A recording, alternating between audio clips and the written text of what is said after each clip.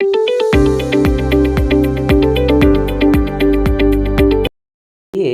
आज हम प्रश्नावली 1.4 शुरू करते हैं और प्रश्नावली 1.4 का पहला प्रश्न है कि बिना लंबी विभाजन प्रक्रिया किए बताइए कि निम्नलिखित परिमेय संख्याओं के दशमलव प्रसार शांत हैं या अशांत आवर्ती।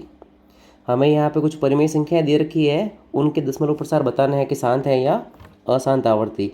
तो जो इसका पहला भाग है उसमें दे रखा है 13/3125। किसी भी परिमेय संख्या का दशमलव प्रसार उसके हर पर निर्भर करता है। तो यहाँ पे हमें हर के रूप में दे रखा है 3125।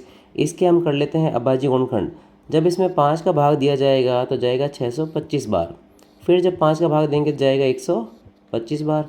फिर 5 का भाग जा रहा है 25 बार।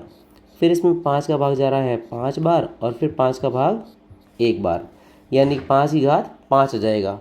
तो 13/5 अगर हर के अभाज्य गुणनखंड में सिर्फ 2 और 5 ही आ रहे हैं तो उसका दशमलव प्रसार शांत होगा, और 2 और 5 के अलावा कोई भी अंक आ गया तो उसका दशमलव प्रसार अशांत आवर्ती हो जाएगा। तो चूंकि यहाँ पर सारे के सारे 5 ही आए हैं तो Q यानी कि जो हर है वो 2 की घात m और 5 की घात n के रूप में है।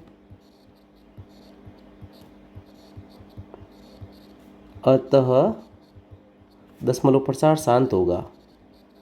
दशमलव प्रसार शांत है। 2 और 5 के अलावा कुछ भी नहीं आना चाहिए। अगर कुछ अलावा आ गया तो इसका दशमलव प्रसार अशांत आवर्ती हो जाएगा। अब हम इसके एक और भाग को हल करते हैं जिससे ये पूरा समझ में आ जाएगा। जैसे यहाँ पे हमें दे रखा है एक भाग, जैसे 8वां भाग ले लेते हैं 6/15। इसका 8वां भाग दे रखा है 6/15। अगर इस 15 यानी हर के क्या करते हैं अभाज्य गुणनखंड, तो 3 का भाग जाएगा 5 बार और 5 का भाग जाएगा 1 बार। तो 6/3 × 5 ये आएंगे। 3 से यहाँ पे 6 क्या हो रहा है विभाजित हो रहा है, तो उत्तर तो आया 2/5। तो 2/5 यानी कि हर के रूप में सिर्फ क्या मिला है 5 ही मिला है, तो इसका दशमलव प्रसार भी कैसा रहेगा शांत रहेगा। 2 और 5 आ रहे हैं हर के रूप में, तब तक ये कैसा रहेगा शांत। उनके अलावा कुछ भी आते ही अशांत आवर्ती हो जाएगा। अब प्रश्न संख्या 2 के अंदर ऊपर दिए गए प्रश्न नंबर 1 में उन परिमेय संख्याओं के दशमलव प्रसारों को लिखिए जो शांत है। प्रश्न संख्या 1 के सिर्फ वही भाग लेने हैं जिनका दशमलव प्रसार शांत है और उनका क्या लिखना है दशमलव प्रसार लिखना है। तो जैसे हमने इसका पहला भाग किया था जिसमें 13/3125 था और इसका दशमलव प्रसार कैसा था शांत, तो इसको हम ले लेते हैं दूसरे प्रश्न के पहले भाग के रूप में। तो यहाँ पे था 13/3125। जब हमने इसके गुणनखंड किए थे तो 5 की घात 5 आया। अब हमें इसको दशमलव प्रसार के रूप में लिखना है, तो दशमलव प्रसार के रूप में लिखने के लिए हर में 2 और 5 की घात समान होना जरूरी है।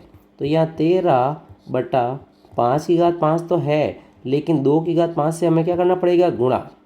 तो अंश और हर दोनों को ही इससे क्या करेंगे गुणा, जिससे समान घातें हो जाएगी। तो 13 का तो 13 रह ही जाएगा, 2 की घात 5 का मतलब 32। और यहाँ पर आधार समान है और आधार अलग अलग है और घातें समान है, तो आधार तो गुणा हो जाएंगे, 5 दूनी 10 और घात रह जाएगी 5 की 5।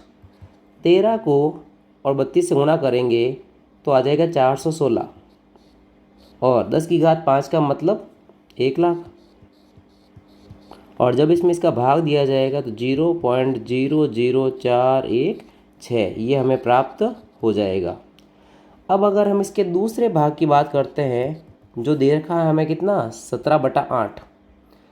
17/8 के अंदर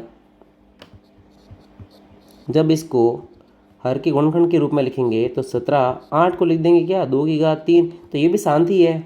जब इसका दशमलव प्रसार लिखा जाएगा तो 17 का 17 2 की घात 3 तो हमारे पास है और गुणा करना पड़ेगा किससे 5 की घात 3 से जो कम पड़ रहा है, यानी कि आधार तो रह जाएंगे 2 और 5 और घातें हो जाएगी समान। तो 5 की घात 3 से अगर हर को गुणा किया है तो अंश को भी करेंगे, तो 17 का 17 और 5 की घात 3 का मतलब 125 और 2 पंजे 10 आधार हो गया और घात कितनी रह जाएगी 3।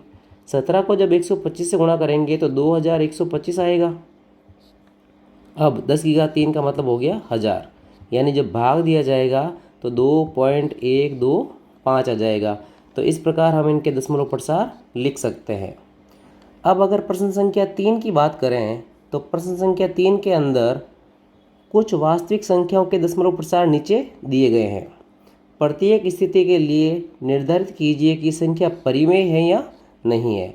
यदि यह परिमेय है और P/Q के रूप की है तो Q के अभाज्य गुणनखंड के बारे में आप क्या कह सकते हैं। तो जो इसका पहला भाग है उसका दशमलव प्रसार कैसा है, शांत है, क्योंकि ये आगे बढ़ नहीं रहा है। और दशमलव प्रसार शांत वाली संख्या कैसी होती है, परिमेय होती है। और जिसका दशमलव प्रसार शांत होता है उसमें हर किस रूप में होता है, 2 की घात m और 5 की घात n के रूप में होता है।